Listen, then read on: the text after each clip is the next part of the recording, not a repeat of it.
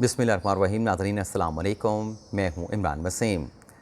नाज़रीन, साबिक़ वज़ीर आज़म इमरान ख़ान का तीसरा तहरीरी जवाब मुस्तरद कर दिया गया है।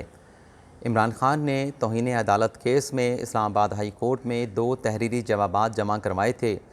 उन दोनों जवाबात को मुस्तरद करते हुए हाई कोर्ट के 5 रुकनी बेंच ने इमरान ख़ान पर 22 सितंबर को तौहीन अदालत की फ़र्द जुर्म आयद करने का फ़ैसला सुनाया था।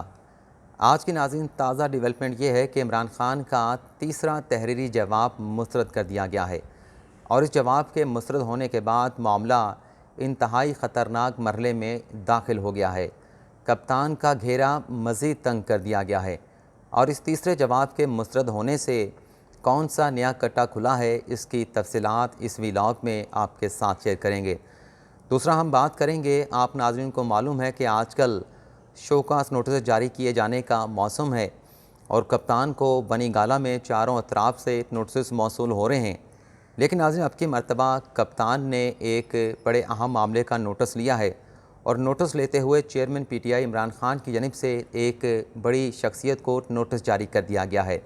अब इमरान ख़ान ने किसको ये नोटिस जारी किया है, किस मामले पर नोटिस जारी किया है, इसकी तफसीलात भी आपके साथ शेयर करेंगे।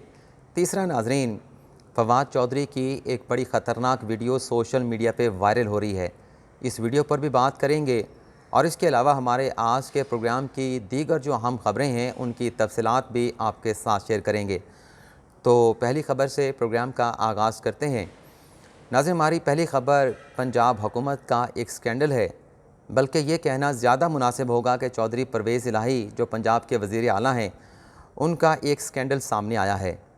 लेकिन नाज़रीन, इस स्कैंडल की तफसीलात बताने से पहले आप नाज़रीन को मालूम है जो पंजाब में सैलाब की तबाहकारियाँ हैं और सैलाब की तबाहकारियों की वजह से जो सैलाब मुतासरीन हैं उनकी क्या सूरत हाल है, किस हाल में वो बैठे हैं, डिस्प्लेस हैं, दरबदर हैं, पैसे के मुंतज़र हैं, इमदाद के मदद के मुंतज़र हैं। लेकिन नाज़रीन, पंजाब में हो क्या रहा है, पंजाब में चल क्या रहा है? नाज़रीन, हुआ कुछ यूँ है कि वज़ीर आला पंजाब चौधरी परवेज़ इलाही ने अपने ऑफ़िस के लिए, अपनी सूबाई काबीना के लिए और अपनी सूबाई काबीना के प्रोटोकॉल के लिए 40 लग्जरी गाड़ियां ख़रीदने का फ़ैसला किया है। ना सिर्फ 40 लग्जरी गाड़ियां ख़रीदने का फ़ैसला किया गया है, बल्कि चौधरी परवेज़ इलाही ने इन 40 लग्जरी गाड़ियों की ख़रीदारी के लिए 30 करोड़ 50 लाख रुपए के जो फ़ंड्स हैं, जो पैसे हैं, उसकी मंजूरी भी दे दी है। अब आप नाज़रीन मुझे बताएँ कि 75 लाख रुपए की यह गाड़ी ख़रीदी जा रही है, किस लिए ख़रीदी जा रही है? और मुझे इस पर कोई एतराज़ नहीं होता अगर सैलाब मुतासरीन की रिहेबिलिटेशन हो चुकी होती, उनकी इमदाद हो चुकी होती, वो डिस्प्लेस हैं, उन्हें घरों में दोबारा से आबाद कर दिया जाता, तो ग़ालिबन इस बात पे कोई एतराज़ नहीं होता। लेकिन आपके सामने है कि क्या ये बेहिसी की एक मिसाल नहीं कि सैलाब मुतासरीन हुकूमत पंजाब के मुंतज़र हैं और हुकूमत पंजाब अपने लिए, अपनी काबीना के लिए, अपने वज़ीर आला के लिए 40 लग्जरी गाड़ियों के लिए 30 करोड़ के फ़ंड की मंजूरी दे रही है। अब नाज़रीन, दूसरी ख़बर भी खैबर पख्तूनख्वा एक छोटा सा स्कैंडल है, वो स्कैंडल भी आपके साथ शेयर कर लें। ख़बर नाज़रीन यह है कि गोमल यूनिवर्सिटी के कंप्यूटर ऑपरेटर अंजम न्याज़ को खैबर पख्तूनख्वा हाउस इस्लामाबाद का इंचार्ज मुकर्रर कर दिया गया है। इस पर भी कोई एतराज़ नहीं। लेकिन नाज़रीन, एतराज़ इस बात पर है कि जो अंजम न्याज़ साहब हैं, ये वज़ीर आला खैबर पख्तूनख्वा के जो PSO हैं, उनके ये भाई हैं, उनकी सिफारिश पे इन्हें खैबर पख्तूनख्वा का जो हाउस है इस्लामाबाद में, उसका उन्हें केयर टेकर यानी इंचार्ज बनाया गया है। और एतराज़ वाली बात यह भी है कि जैसे ही इन्होंने खैबर पख्तूनख्वा हाउस इस्लामाबाद की ज़िम्मेदारियाँ संभाली हैं, इन्होंने 22 डेली वेजेस मुलाजमीन को भर्ती कर लिया है। और बात नाज़रीन यहाँ पे ख़त्म नहीं होती। अंजम न्याज़ साहब जो कन्वेंस अलाउंस भी लेते हैं, यानी उन्हें गाड़ी नहीं, उन्हें कन्वेंस अलाउंस दिया जाता है, लेकिन उसके साथ साथ वो 3 सरकारी गाड़ियाँ खैबर पख्तूनख्वा हाउस की इस्तेमाल कर रहे हैं।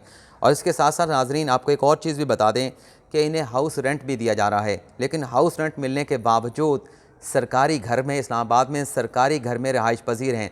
यानी एक तरफ रेंट भी लिया जा रहा है, दूसरी तरफ सरकारी घर के मज़े भी उड़ाए जा रहे हैं और उस घर का जो बिल है बिजली का, गैस का, वो भी KPK की सूबाई हुकूमत जो है वो अदा करेगी, क्योंकि उन बिलों की जो वेरिफिकेशन है, वज़ीर आला के जो PSO होते हैं जो कि अंजम न्याज़ साहब के भाई है, वो इन बिलों की वेरिफिकेशन करेंगे। अब सवाल ये है कि क्या ये वसाइल की लूट मार नहीं, वसाइल की बेदर्दी से लूट मार नहीं? अगर नहीं है तो चलें इस बात को यहीं पे छोड़ देते हैं। अगली नाज़रीन ख़बर ये है कि पाकिस्तान तहरीक इंसाफ के रुकन असम्बली शकूर शाद जिन्होंने अपनी रुकनीत की, कौमी असम्बली की रुकनीत की बहाली के लिए इस्लामाबाद हाई कोर्ट से रुजू किया था, और कल इस्लामाबाद हाई कोर्ट के चीफ जस्टिस अतर मिनल्ला ने शकूर शाह साहब की दरख्वास्त को एक्सेप्ट करते हुए जो फ़ैसला था इलेक्शन कमीशन का उन्हें डी सीट करने का, उससे मुअत्तल करते हुए उन्हें बहाल कर दिया था। शकूर शाह साहब को उनसे ये कहा था कि आप कौमी असम्बली में जाएँ और जाके कौमी असम्बली के ऐवान की कार्रवाई को कवर करें, वहाँ पर अपनी हाज़िरी को यकीनी बनाएँ। आज नाज़रीन मामला ये हुआ है कि शकूर शाह साहब को अपनी असम्बली की रुकनीत बहाल कराने पर इमरान इस्माइल साहब जो कि पाकिस्तान तहरीक इंसाफ कराची के सिंध के सदर हैं, उनकी जानिब से शकूर शाह को शोकास नोटिस जारी कर दिया गया है। और मामला यही है कि हमने तो इस्तीफ़े दे दिए थे, PTI के अरकान असम्बली ने इस्तीफ़े दे दिए थे, तो आप अपनी रुकनीत बहाल करने के लिए इस्लामाबाद हाई कोर्ट में क्यों गए हैं। और इस शोकास नोटिस में कहा गया है कि जब इमरान खान साहब के NA 240 से नॉमिनेशन पेपर एक्सेप्ट हो चुके हैं और आप कवरिंग कैंडिडेट हैं, तो आप कैसे इस मामले को जाके इस्लामाबाद हाई कोर्ट में चैलेंज कर सकते हैं। 7 रोज़ के अंदर इसका जवाब दिया जाए, और साथ ही एक इंतहाई इकदाम उठाते हुए NA 246 में, क्योंकि ये शकूर शाह साहब कवरिंग कैंडिडेट भी थे, इनका नाम जो है वो कवरिंग कैंडिडेट से भी हटा दिया गया है। ये नाज़रीन मामला हुआ है। अब चौथी खबर नाज़रीन, फ़ॉरेन फंडिंग की जो इंक्वायरी FIA में चल रही है, इस केस में नाज़रीन FIA की जानिब से पाकिस्तान तहरीक इंसाफ के कुछ अहम रहनुमाओं को तलब किया गया है 12 सितंबर को, 13 सितंबर को और 14 सितंबर को। 12 सितंबर को नाज़रीन आमिर कियानी साहब को बुलाया गया FIA की जानिब से कि आप बताएं अपने अकाउंट से मुतल्लिक़ PTI के माली अकाउंट्स की तफसीलात, आके उनकी जांच पड़ताल करवाएं, उस हवाले से अपना बयान रिकॉर्ड कराएं। इसके अलावा नाज़रीन 13 सितंबर को आतिफ़ खान और जमाल अंसारी को बुलाया गया है, और 14 सितंबर को अरशद दाद और सिराज अहमद को FIA की जानिब से इस्लामाबाद में बुला लिया गया है। तो ये 4 खबरें आपके साथ हमने शेयर करनी थी। अब आ जाते हैं कि फवाद चौधरी साहब की कौन सी ख़तरनाक वीडियो सोशल मीडिया पे वायरल हो रही है। इस वीडियो में फवाद चौधरी साहब क्या कह रहे हैं ये भी आपको सुना देते हैं, और फिर मैं कुछ सवालात जो है वो आप नाज़रीन की खिदमत में पेश करूँगा। सबसे पहले आप ये वीडियो 12 सेकंड की है, फवाद चौधरी साहब की ये वीडियो सुने। आपका बाप भी इमरान खान को डिस्क्वालीफाई नहीं कर सकता। आप इमरान खान को सीन से हटाएं और फिर मुझे आप इस्लामाबाद से निकल के दिखाएं। आप अपनी हैसियत और औकात के मुताबिक बात करें। हम आपका बहुत लिहाज कर रहे हैं। ये नाज़रीन आपने फवाद चौधरी साहब का 12 सेकंड का क्लिप सुना। अब इस क्लिप पे मेरा कोई एतराज़ नहीं, मेरे चंद सवालात हैं। एक सवाल तो ये है कि निहाल हाशमी साहब ने जो पनामा के स्कैंडल की सुप्रीम कोर्ट में तहकीकात के दौरान जो कुछ कहा था, क्या ये जो स्टेटमेंट है उससे मिलता जुलता नहीं? उसमें उन्होंने कहा था कि हम आपके लिए ज़मीन तंग कर देंगे, चाहे GIT को कहा था, चाहे सुप्रीम कोर्ट में कहा था। यहाँ पर फवाद चौधरी साहब कह रहे हैं कि आपकी औकात नहीं, आपकी हैसियत नहीं, आप इस्लामाबाद से बाहर निकल के दिखाइएगा। तो एक तो सवाल ये है कि खान साहब को डिस्क्वालीफाई कौन कर रहा है, किसके पास ये मुकदमात चल रहे हैं? एक तो इस्लामाबाद हाई कोर्ट में है तौहीन अदालत का, और दूसरे 2 केसेस जो है वो इलेक्शन कमीशन में इमरान खान की मुबैना डिस्क्वालीफिकेशन, जिसमें दरख्वास्त गुजारान ने डिस्क्वालीफिकेशन मांगी हुई है, वो इलेक्शन कमीशन में ज़ेर इल्तवा है। दूसरा सवाल, ये फवाद चौधरी साहब किसको इस्लामाबाद से बाहर निकलने का चैलेंज दे रहे हैं कि इमरान खान को डिस्क्वालीफाई करके आप इस्लामाबाद से बाहर निकल के दिखाएँ? और तीसरा सवाल, ये जो जिस भी शख्स की, जिस भी शख्सियत की वो औकात और हैसियत की बात कर रहे थे, क्या ये सवाल जायज़ है? और चौथा सवाल, ये किसके बाप की बात कर रहे थे कि किसके बाप की ज़रूरत है कि इमरान खान को डिस्क्वालीफाई कर सके? बस मैं इतना कहूँगा, इससे ज़्यादा नहीं कहूँगा। तो ये जो डिस्क्वालीफिकेशन और माइनस की बातें की जा रही हैं, तो जो कहते हैं PTI की लीगल टीम के कुछ लोग, PTI के कुछ और ऐसे रहनुमा कि खान साहब के कुछ ऐसे लोग हैं जो खान साहब को जो है वो मिसगाइड करते हैं, खान साहब को जो चीज़ करनी होती है उससे मिसलीड करते हैं, वहाँ पे उन्हें राज़ी नहीं होने देते, और कुछ ऐसी बातों पे वो राज़ी करते हैं जिससे PTI के लिए और चेयरमैन PTI इमरान खान के लिए आगे चल के मुश्किलात और मसाइल पैदा हो सकते हैं। अब आ जाते हैं अपनी आखिरी ख़बर की तरफ, लेकिन इससे पहले आज नाज़रीन बनिंगाला में पाकिस्तान तहरीक इंसाफ का एक बड़ा अहम इजलास हुआ, जिसे चेयर किया चेयरमैन PTI इमरान खान साहब ने। और इस इजलास में नाज़रीन एक तो फ़ैसला ये किया गया है कि जो दफ़ा 44 है वो बुनियादी हकूक़ की खिलाफ वर्जी है, और दूसरा ये कहा गया है कि जो इमरान खान की तकरीरें टेलीविज़न चैनल पे नहीं दिखाई जा रही, इस मामले को एक मरतबा फिर आला अदलिया में चैलेंज किया जाएगा कि इमरान खान की जो तकरीरें हैं, जो जलसे जुलूस में वो बयानात देते हैं, खिताब करते हैं, उन्हें नेशनल मीडिया पे बराह रास्त दिखाया जाए। और ये जो नई दरख्वास्त दायर की जाएगी, नहीं मालूम कि ये हाई कोर्ट में दायर की जाएगी, सुप्रीम कोर्ट में दायर की जाएगी, लेकिन कहा यह गया है कि फ़ैसला ये हुआ है कि इस दरख्वास्त में पैमरा और पैमरा के साथ जो PBA है, पाकिस्तान ब्रॉडकास्ट एसोसिएशन, उसको भी इस केस में फ़रीक बनाया जाएगा। अब आ जाते हैं कि खान साहब का कौन सा तीसरा जवाब मुस्तरद हुआ है। आपको जैसे मैंने इंट्रो में बताया कि खान साहब ने तौहीन अदालत केस में 2 तहरीरी जवाबात जमा करवाए थे। एक प्रोविजनल जवाब यानी इब्तदाई जवाब जमा करवाया था और फिर इसके बाद सप्लीमेंट्री जवाब यानी ज़िमनी जवाब इमरान खान साहब ने जमा करवाया था। और जो आखिरी समाअत हुई 8 सितंबर को इस्लामाबाद हाई कोर्ट में, उसमें खान साहब का आखिरी जवाब भी इस्लामाबाद हाई कोर्ट ने मुस्तरद किया और कहा कि 22 सितंबर को इमरान खान पर तौहीन अदालत की फ़र्द जुर्म आयद की जाएगी। अब ये जो कुछ दोस्त बात कर रहे हैं कि खान साहब को माइनस करने की कोशिश की जा रही है, साजिश बनाई जा रही है, तो खान साहब आज भी मैं गारंटी के साथ कहता हूँ कि गैर मशरूत माफ़ी मांग लेते हैं तो खान साहब का कद काट, सियासी कद उसमें भी कोई कमी नहीं आएगी और ये मामला इस्लामाबाद हाई कोर्ट में यहीं पे ख़त्म हो जाएगा अगर ये कोई साजिश है।